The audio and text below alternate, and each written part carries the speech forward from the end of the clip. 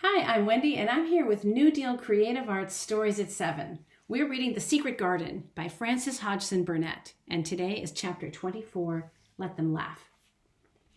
The Secret Garden was not the only one Dickon worked in. Round the cottage on the moor there was a piece of ground enclosed by a low wall of rough stones. Early in the morning and late in the fading twilight, and on all the days Colin and Mary did not see him, Dickon worked there, planting or tending potatoes and cabbages, turnips and carrots and herbs for his mother. In the company of his creatures, he did wonders there and was never tired of doing them, it seemed. While he dug or weeded, he whistled or sang bits of Yorkshire moor songs or talked to Soot or Captain, or the brothers and sisters he had taught to help him. "We'd never get on as comfortable as we do," Mrs. Sowerby said, "if it wasn't for Dickon's garden. Anything'll grow for him. His taters and cabbages is twice the size of anyone else's, and they've got a flavour with 'em nobody's else has." When she found a moment to spare, she liked to go out and talk to him. After supper, there was still a long, clear twilight to work in, and that was her quiet time. She could sit upon the low, rough wall and look on and hear stories of the day. She loved this time. There were not only vegetables in this garden. Dickon had bought penny packages of flower seeds now and then and sown bright, sweet-scented things among gooseberry bushes and even cabbages, and he grew borders of mignonette and pinks and daisies and things, whose seeds he could save year after year, or whose roots would bloom each spring and spread in time into fine clumps. The low wall was one of the prettiest things in Yorkshire because he had tucked moorland foxglove and ferns and rock cress and hedgerow flowers into every crevice, until only here and there glimpses of the stones were to be seen. "All a chap's got to do to make 'em thrive, mother," he said, "is to be friends with them for sure. They're just like the creatures. If they're thirsty, give 'em a drink, and if they're hungry, give 'em a bit of food. They want to live, same as we do. If they died, I should feel as if I'd been a bad lad and somehow treated 'em heartless." Here he is in his garden, talking to Mrs. Craven, to Mrs. Sowerby, Martha and Dickon's mother. It was in these twilight hours that Mrs. Sowerby heard of all that happened at Misselthwaite Manor. At first she was only told that Mr. Colin had taken a fancy to going out into the grounds with Miss Mary, and that it was doing him good. But it was not long before it was agreed between the two children that Dickon's mother might come into the secret. Somehow it was not doubted that she was safe for sure. So one beautiful still evening, Dickon told the whole story, with all the thrilling details of the buried key and the robin and the grey haze which had seemed like deadness, and the secret Mistress Mary had planned never to reveal. The coming of Dickon and how it had been told to him, the doubt of Mr. Colin, and the final drama of his introduction to the hidden domain, combined with the incident of Ben Weatherstaff's angry face peering over the wall and Mr. Colin's sudden indignant strength, made Mrs. Sowerby's nice-looking face quite change colour several times. "My word," she said, "'twas a good thing that little lass came to the manor. It's been the making of her and the saving of him. Standing on his feet, and all so thinking he was a poor half-witted lad with not a straight bone in him." She asked a great many questions, and her blue eyes were full of deep thinking. "What do they make of it at the manor, him being so well and cheerful and never complaining?" she inquired. "They don't know what to make of it," answered Dickon. "Every day as comes round, his face looks different. It's filling out and doesn't look so sharp, and the waxy colour is going. But he has to do his bit of complaining," with a highly entertained grin. "What for, in mercy's name?" asked Mrs. Sowerby. Dickon chuckled. "He does it to keep them from guessing what's happened. If the doctor knew he'd found out, he could stand on his feet. He'd likely write and tell Mr. Craven. Mr. Colin's saving the secret to tell himself. He's going to practice his magic on his legs every day till his father comes back, and then he's going to march into his room and show him he's as straight as other lads. But him and Miss Mary thinks it's best to keep on groaning and fretting now and then to throw him off the scent." Mrs. Sowerby was laughing a low, comfortable laugh long before he had finished his last sentence. She said, "that pair's enjoying theirselves, I'll warrant. They'll get a good bit of play acting out of it, and there's nothing children likes as much as play acting. Let's hear what they do, Dickon lad." Dickon stopped weeding and sat up on his heels to tell her. His eyes were twinkling with fun. "Mr. Colin is carried down to his chair every time he goes out," he explained, "and he flies out at John the footman for not carrying him careful enough. He makes himself as hopeless looking as he can and never lifts his head until we're out of sight of the house. and he grunts and frets a good bit when he's being settled into his chair. Him and Miss Mary's both got to enjoying it, and when he groans and complains, she'll say, "Poor Colin, does it hurt you so much? Are you so weak as that, poor Colin?" But the trouble is that sometimes they can scarce keep from bursting out laughing. When we get safe into the garden, they laugh till they've no breath left to laugh with. And they have to stuff their faces into Mr. Colin's cushions to keep the gardeners from hearing if any of 'em comes about. The more they laugh, the better for 'em, said Mrs. Sowerby, still laughing at herself. Good healthy child laughing's better in pills any day of the year. That pair'll plump up for sure. Oh, they are plumping up, said Dickon. They're that hungry they don't know how to get enough to eat without making talk. Mr. Colin says if he keeps sending for more food, they won't believe he's an invalid at all. Miss Mary says she'll let him eat her share, but he says that if she goes hungry, she'll get thin, and they mun both get fat at once. Mrs. Sowerby laughed so heartily at the revelation of this difficulty that she quite rocked backwards and forwards in her blue cloak, and Dickon laughed with her. I'll tell thee what, lad, Mrs. Sowerby said when she could speak. I've thought of a way to help him. When thou goes to him in the morning, thou shalt take a pail of good new milk, and I'll bake him a crusty cottage loaf or some buns with currants in 'em, same as you children like. Nothing so good as fresh milk and bread. Then they could take off the edge of their hunger while they were in the garden, and their fine food when they get indoors they could eat when they get there. Mother, said Dickon, what a wonder thou art. Thou always sees a way out of things. They was in quite a pother yesterday. They didn't see how they was to manage without ordering up more food. They felt that empty inside. They're two young'uns growing fast, and health is coming back to both of 'em. Children like that feels like young wolves, and food's flesh and blood to 'em, said Mrs. Sowerby. Then she smiled Dickon's own curving smile. But they're enjoying themselves for sure, she said. She was quite right. That comfortable, wonderful mother creature, and she had never been more so than when she said that their play acting would be their joy. Colin and Mary found it one of their most thrilling sources of entertainment. The idea of protecting themselves from suspicion had been unconsciously suggested to them, first by the puzzled nurse and then by Dr. Craven himself. Your appetite is improving very much, Master Colin, the nurse had said one day. You used to eat nothing, and now so many things don't disagree with you no more. Nothing disagrees with me now, replied Colin. And then seeing the nurse looking at him curiously, he suddenly remembered that perhaps he ought not to appear too well just yet. At least things don't so often disagree with me. It's the fresh air. Perhaps it is, said the nurse, still looking at him with a mystified expression, but I must talk to Dr. Craven about it. How she stared at you, said Mary when she went away, as if she thought there must be something to be found out. I won't have her finding things out, said Colin. No one must begin to find out yet. When Dr. Craven came that morning, he seemed puzzled too. He asked a number of questions, to Colin's great annoyance. You stay out in the garden a great deal, he suggested. Where do you go? Colin put on his favorite air of dignified indifference. I will not let anyone know where I go, he answered. I go to a place I like. Everyone has orders to keep out of the way. I won't be watched and stared at. You know that. You seem to be out all day, but I do not think it has done you harm. I do not think so. The nurse says that you eat much more than you have ever done before. Perhaps, said Colin, prompted by a sudden inspiration, perhaps it is an unnatural appetite. I do not think so, as your food seems to agree with you, said Dr. Craven. You are gaining flesh rapidly, and your color is better. Perhaps I am bloated and feverish, said Colin, assuming a discouraging air of gloom. People who are not going to live are often different. Dr. Craven shook his head. He was holding Colin's wrist, and he pushed up his sleeve and felt his arm. You are not feverish, the doctor said, and such flesh as you have gained is healthy. If we can keep this up, my boy, we need not talk of dying.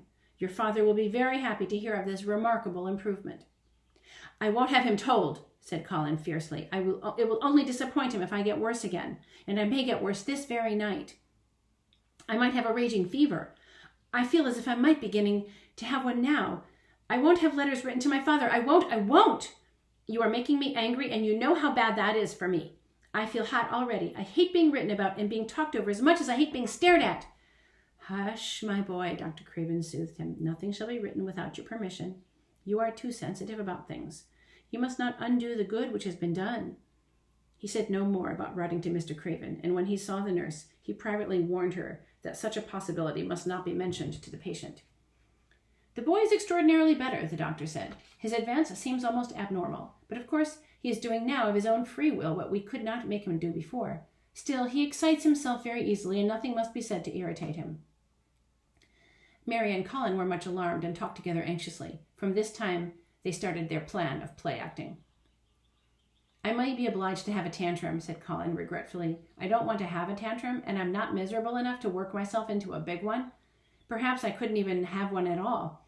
That lump doesn't come into my throat now, and I keep thinking of nice things instead of horrible things. But if they talk about writing to my father, I shall have to do something. He made up his mind to eat less. But unfortunately, it was not possible to carry out this brilliant idea when he awakened each morning with an amazing appetite, and the table near his sofa was set with a breakfast of homemade bread and fresh butter and snow-white eggs, raspberry jam, and clotted cream. Mary always breakfasted with him, and when they found themselves at the table, particularly if there were delicate slices of sizzling ham sending forth tempting odors from under a hot silver cover, they would look into each other's eyes in desperation. I think we shall have to eat it all again this morning, Mary, Colin always ended by saying. We can send away some of the lunch and a great deal of the dinner.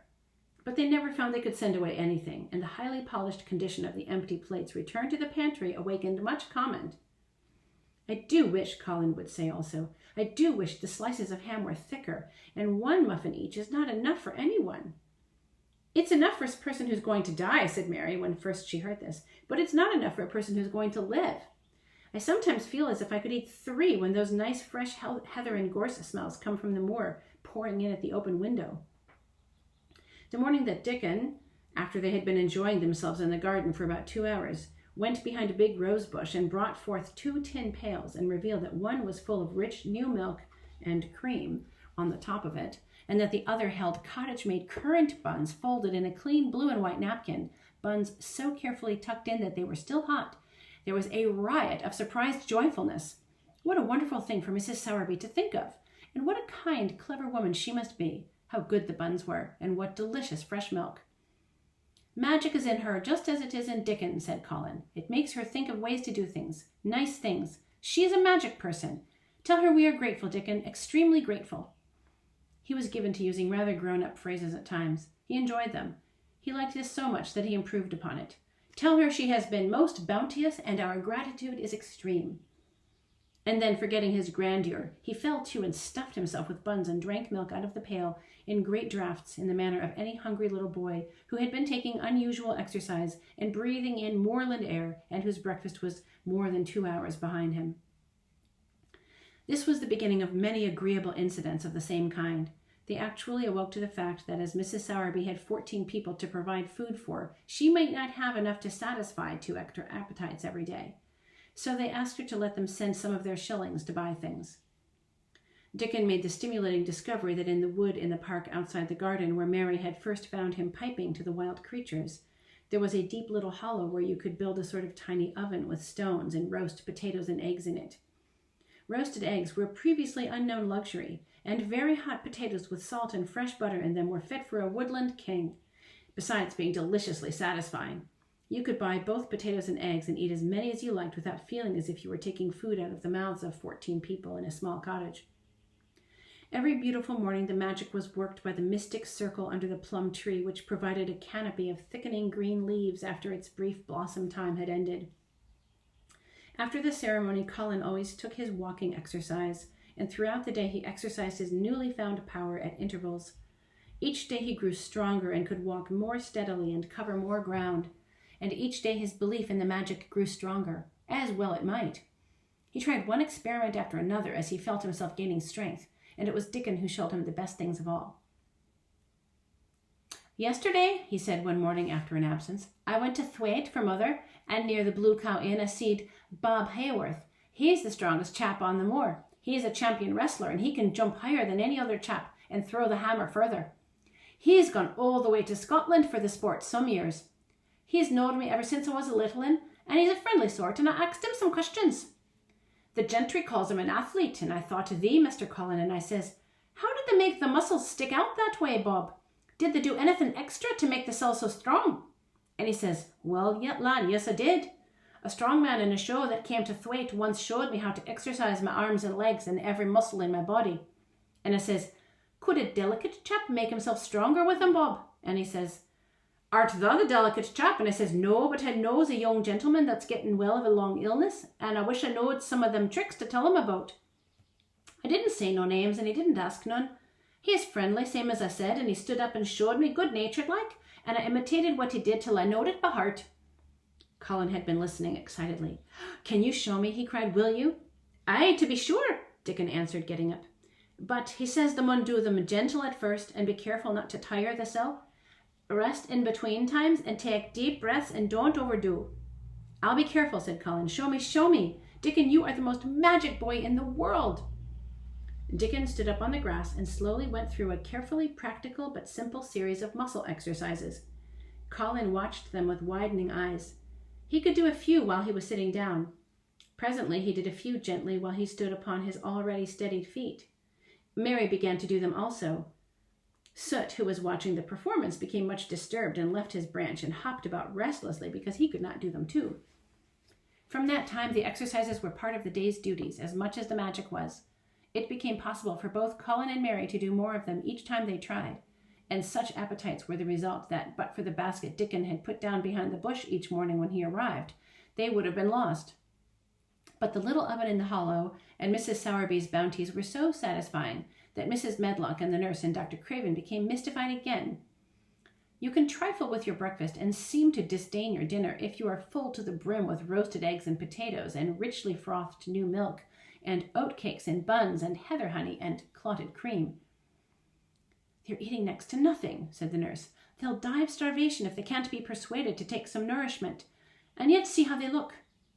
Look, exclaimed Mrs. Medlock indignantly. I'm moithered to death with them. They're a pair of young Satans, burst in their jackets one day and the next turning up their noses at the best meals cook can tempt them with. Not a mouthful of that lovely fowl and bread sauce did they set a fork into yesterday. And the poor woman invented a pudding for them, and back it sent. She almost cried. She's afraid she'll be blamed if they starve themselves into their graves. Dr. Craven came and looked at Colin long and carefully. He wore an extremely worried expression when the nurse talked to him and showed him the almost untouched tray of breakfast she had saved for him to look at. But he was even more worried when he sat down by Colin's sofa and examined him. He had been called to London on business and had not seen the boy for nearly 2 weeks. When the young things begin to gain health, they gain it rapidly. The waxen tinge had left Colin's skin and left a warm, rosy color. His beautiful eyes were clear, and the hollows under them and in his cheeks and temples had filled out. His once dark, heavy hair had begun to look as if it sprang healthily from his forehead, and it was soft and warm with life. His lips were fuller and of a normal color. In fact, as an imitation of a boy who was a confirmed invalid, he was a disgraceful sight. Dr. Craven held his chin in his hand and thought him over. I am sorry to hear that you do not eat anything, he said. You will lose all you have gained, and you have gained amazingly. You ate so well a short time ago. I told you it was an unnatural appetite, answered Colin. Mary was sitting on her stool nearby, and she suddenly made a very queer sound, which she tried to violently suppress, and she almost ended up choking. What's the matter? Said Dr. Craven, looking at her. Mary became quite severe in her manner. It was something between a sneeze and a cough, she replied with dignity, and it got into my throat. But afterwards she said to Colin, I couldn't stop myself. It just burst out because all at once I could not help remembering that last baked potato you ate and the way your mouth stretched when you bit through that thick, lovely crust with jam and clotted cream in it. Is there any way in which those children could get food secretly? Said Dr. Craven. There's no way unless they dig it out of the earth or pick it off the trees, said Mrs. Medlock. They stay out in the grounds all day and see no one but each other, and if they want anything different to eat from what's sent up to them, they need only ask for it. Well, said Dr. Craven, so long as going without food agrees with them, we need not disturb ourselves. The boy is a new creature. So is the girl, said Mrs. Medlock. She's begun to be downright pleasant since she lost her ugly little sour look on her face. Her hair has grown thick and healthy looking, and she's got a bright color. The glummest, ill-natured little thing she used to be. And now her and Master Colin laugh together like a pair of crazy young ones. Perhaps they're growing fat on that. Perhaps they are, said Dr. Craven.